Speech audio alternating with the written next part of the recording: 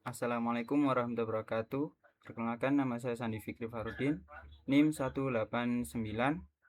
Di sini saya akan mengerjakan tugas ujian akhir semester Sejarah Peradaban Islam, yakni saya milih Daulah Turki Utsmani.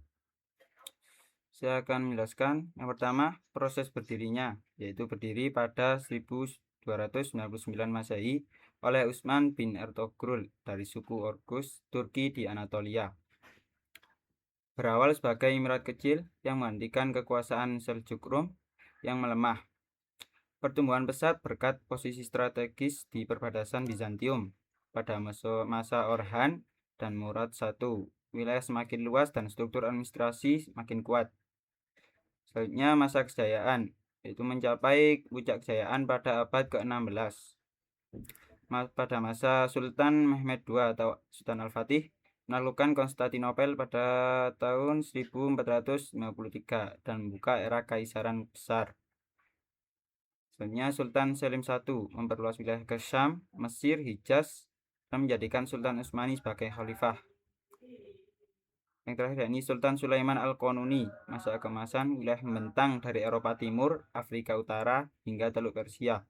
Sistem hukum disempurnakan. Kejayaan selanjutnya yakni ilmu pengetahuan, arsitektur, dan perdagangan sangat maju. Contoh arsitektur Minar Sinan. Yang ketiga yakni faktor kemunduran. Itu disebabkan karena kelemahan politik dan suksesi atau perebutan kekuasaan antar pangeran. 2. Stagnasi militer, khususnya setelah kalahan dalam Perang Lepanto 1971. Yang ketiga, korupsi birokrasi dan ekonomi. Janisari korup, beban pajak meningkat. Ketertinggalan teknologi dari Barat, revolusi industri, dan kemajuan militer Eropa. Yang kelima, ini munculnya nasionalisme, bangsa-bangsa Balkan memberontak. Yang terakhir yakni intervensi Eropa, Inggris, Prancis, Rusia turut melemahkan kaisaran.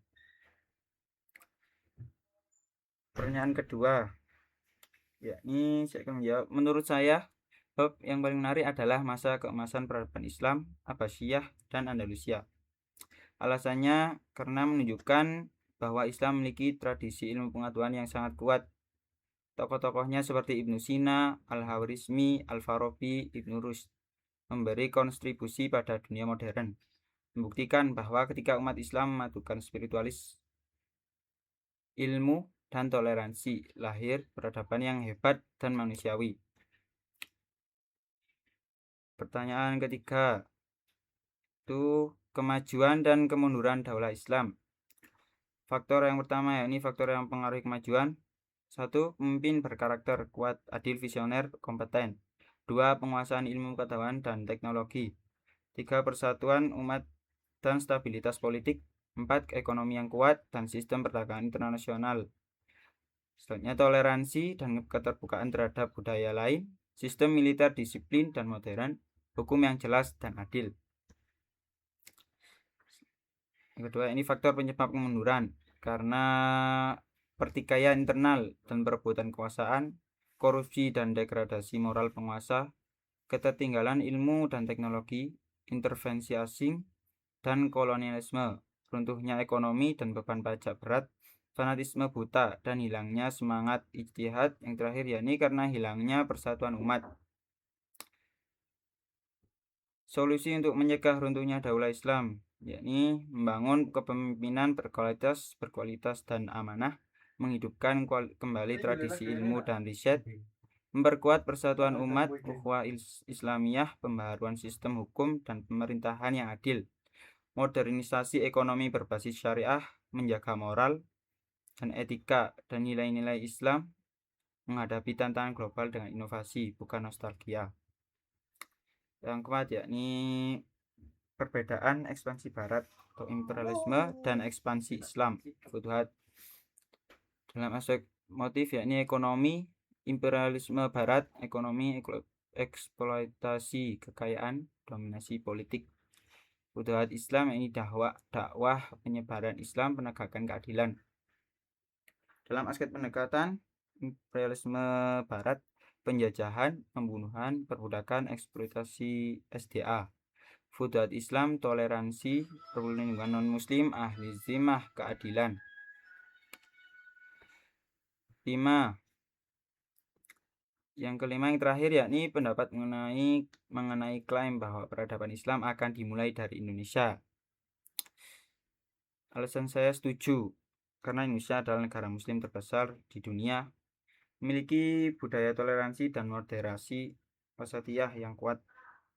Misalnya ekonomi terbesar di Asia Tenggara dan berkembang cepat. Banyak lembaga pendidikan Islam berkualitas. Terus yang terakhir, stabilitas politik relatif kuat dibanding negara muslim lain. Yang terakhir yakni cara menghidupkan kembali peradaban Islam di masa sekarang. Yang pertama yakni dengan revitalisasi ilmu pengetahuan dan riset seperti masa Abbasiyah. 2. Membangun ekonomi produktif berbasis inovasi dan syariah. Yang ketiga yakni melek teknologi, AI, sains, robotika, energi, dan industri. Yang keempat, persatuan umat muslim Islam global melalui kerjasama ekonomi dan pendidikan. Soalnya ini pendidikan karakter dan akhlak generasi muda, memperkuat budaya toleransi dan keadilan, menghidupkan kembali semangat ijtihad dan pembaharuan. Yang terakhir yakni memperbaiki pemerintahan dan menjauhi korupsi. Sekian dari saya, apabila ada kurang dan lebihnya mohon maaf yang sebesar-besarnya. Wassalamualaikum warahmatullahi wabarakatuh.